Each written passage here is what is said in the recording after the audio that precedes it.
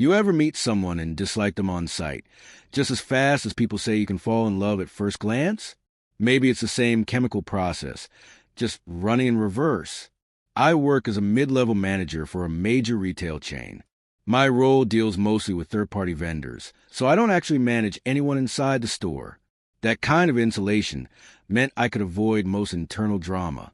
So when I started dating Tiffany, one of the sales associates, I wasn't too worried about it raising eyebrows. I wasn't her supervisor, and there was no office scandal to speak of. We didn't exactly make a show of our relationship, but we weren't keeping it secret either. Of course, in a workplace buzzing with gossip, especially among the female staff, our little secret wasn't going to stay hidden long. Even though Tiffany only told one or two people in confidence, that kind of trust is a fragile thing. Word travels. Friend tells friend, and before long, everyone knows. We've been together for a year, already discussing wedding plans. Honestly, if Tiffany hadn't confided in her coworkers, it probably would have stayed under the radar longer. Our relationship was solid. No fights, a healthy sex life, and Tiffany, she was stunning. Gorgeous face, body that turned heads. She'd start her shift an hour before me, and usually left an hour earlier, and everything was smooth until Chase showed up. He was hired for warehouse duty, moving freight, unloading trucks, that sort of thing. On the surface, he was unremarkable, average-looking, athletic build, taller and broader than I am. But the guy oozed charm and didn't hold back. From the minute he clocked in, he was shameless, flirting with practically every woman on the floor. People talked. He had a pattern. Pursue one woman, win her over, spend time with her outside work, then move on once things soured. It was a cycle. I wouldn't have cared at all, except he took a personal disliking to me right away. He'd constantly drop petty insults, never physical, just enough to humiliate me in front of others. Sarcastic jabs, little verbal stabs that made me look like an idiot. You know how it is. You walk away from the conversation, and hours later you're thinking, that's what I should have said. He'd spot my polished shoes and quip, only workout Logan does is shining his loafers. Or if I looked tense, he'd say something like, dude, if you're that worried about getting to the bathroom, adult diapers are in aisle 6. People would laugh, including Tiffany sometimes. Just a quick chuckle, but it stung. And all I could do was stand there like a fool, because firing back in front of others would just make me look even worse. Eventually, I started dodging him. If I saw him coming, I'd reroute. But somehow, he always popped up, almost like he enjoyed pinning me down in corners of the store with a smug grin and some underhanded comment. Then the day came when he discovered I was with Tiffany. Suddenly, he started talking to her more, always when customers weren't around. I'd catch them chatting, laughing, and Tiffany was doing that thing she used to do with me, twirling her hair, giggling softly. That night, I laid it all out. I told her the guy had it in for me, and he was a known womanizer. I didn't like how close they were getting. I told her, he's trying to make me look weak, and now I think he's getting for you too. I need you to cut him off. No chats, no hanging out. Call me paranoid if you want, but that guy treats women like trophies. She gave me that soft, reassuring look. I love you. He's not getting anywhere near me, I promise. And while I wanted to believe her, what I really hoped was that she'd shut him down completely, maybe even tell him off. But that didn't happen. The next day, I saw them in the main aisle, nowhere near her department. He was talking. She was smiling, shoulders back, chest forward, legs pointed toward him. Textbook body language. Everything about her posture screamed, I'm into you. They weren't touching, but I felt sick. I knew in that moment she wasn't mine anymore. Later, I spotted them chatting again. 3 different times. Always far from her section. Always laughing. There wasn't anything openly romantic, but it didn't need to be. Her vibe said it all. That night, I tried to talk to her again. She lied straight to my face. Claimed she hadn't spoken to him once. I could have said I'd seen her myself, or even pulled up store camera footage. But what good would that do? They hadn't crossed a physical line yet. If I blew up now, she'd just start hiding it better. So I held back. Part of me still hoped she'd snap out of it. I started snooping. Not proud of it, but I did. I'd come in early. Say I was studying foot traffic for a marketing project, then watch security cameras to see if she was spending time with him. At home, I went into overdrive, planning trips, showering her with affection. Anything to remind her of what we had, to pull her back. Then Saturday hit. She didn't come home. I got there an hour after her shift should have ended. Nothing. Just a text saying she was out with her girlfriends and would be late. But I already knew. Then the proof arrived in the form of a video link from Chase. It was a cloud file. I opened it. There she was, fully immersed in him. Not just physically, but emotionally too. Then the phone camera flipped. Chase smirked into the lens and flipped me off, making it abundantly clear the entire video was recorded with me in mind. He turned the camera back to her. At one point, he flicked her nose. She looked up, pretending to be annoyed, but in that playful way girls sometimes do when they actually like the attention. "Hey," he said, "we'll watch this later and remember the good times. Come on, blow a kiss." She smiled, held up 2 fingers in AV, and blew a kiss at the camera. She probably had no idea he was going to send that video to me, but it felt like she was performing for both of us. That was it. Whatever we had was over. And them? They kept going. As humiliating as it is to admit, I watched the whole damn thing. Every second. At the end, he was panting. "So, how was that?"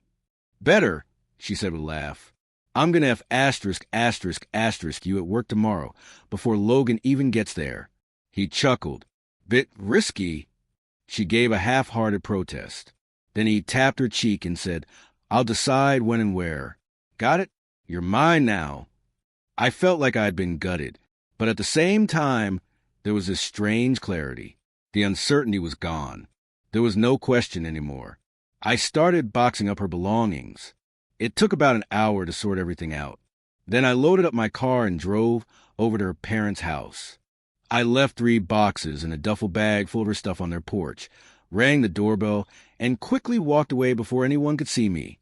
Her dad opened the door just as I turned the corner.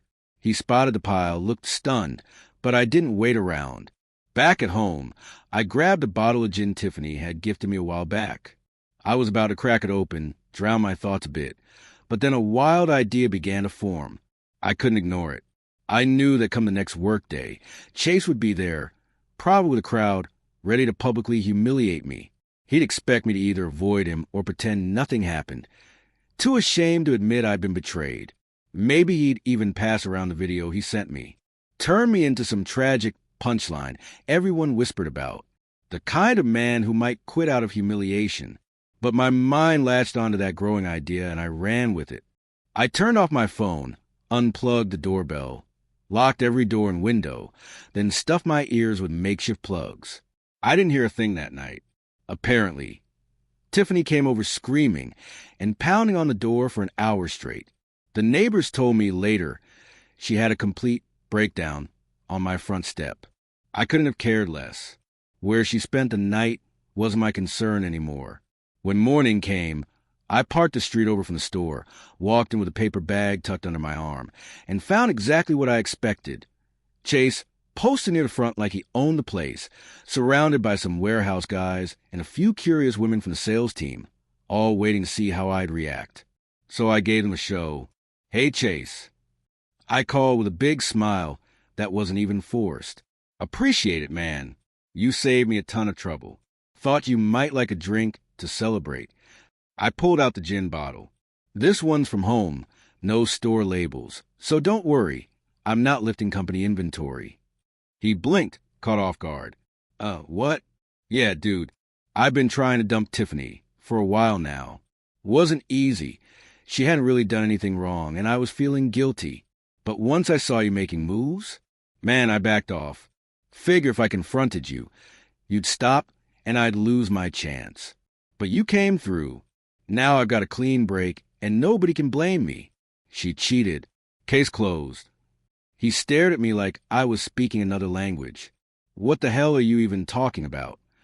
You didn't realize?" I said, pretending to be surprised. "I figured you were at least smart enough to see what I was doing. I let you win, man, gave you space. You did the dirty work for me, and now I'm in the clear. By now, a decent crowd had gathered. Some were grinning, some looking uncomfortable. Then I noticed one of Chase's coworkers with a phone in hand, the one with that unique case. The screen was paused on that video. Perfect. "Oh, hey," I said, pointing casually. "Did everyone already see that infamous little clip?" I reached over and grabbed the phone before the guy could react. My hands were trembling from the adrenaline, but I kept cool on the outside. I tapped into the video folder. Chase's private stash, selected multiple files, hit send to all contacts, and tapped confirm like it was an accident. Then I widened my eyes and muttered, "Wait, oh crap, did I just..." I hit play.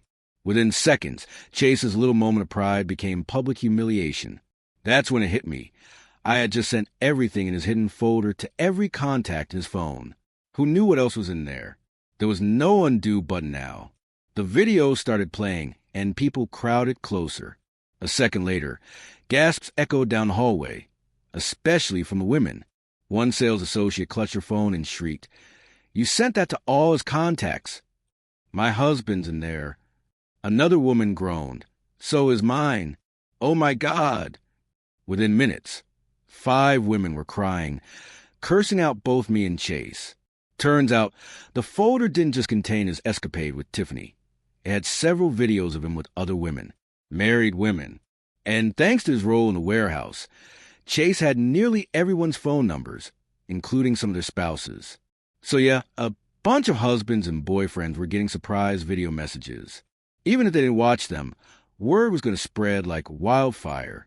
The store's gossip machine would take care of the rest. I didn't see Tiffany until later that day, lunchtime. She looked like she'd seen a ghost. Pale, red-eyed, lips trembling. Our eyes met, and in that instant, I could see the panic written all over her. Not fear of me, just full-blown dread. Like her life had just caught fire, and she didn't know where to run. Everyone kept their distance from her, except for a few other women who were clearly in damage control mode because their marriages were about to collapse. They hovered nearby, whispering and crying quietly. The next day, Chase didn't show up. By noon, rumors were flying that he'd been jumped badly. Someone had beaten the hell out of him. Word was he'd be off work for a long time, maybe permanently. Broken bones can take months to heal, and some things don't ever go back to normal. Meanwhile, a few women on staff came in with heavy makeup trying to cover the damage. Tears, stress, maybe arguments at home. But the pain was still there, etched into every glance, every forced smile, every clump of neon eyeshadow trying to distract from their sadness. Thanks for hearing me out. If you've got thoughts, drop them below. Or maybe let me know how you would have handled it. And if this story kept you hooked, hit that like button, subscribe, and turn on notifications for more real-life revenge tales. Until next time, stay sharp,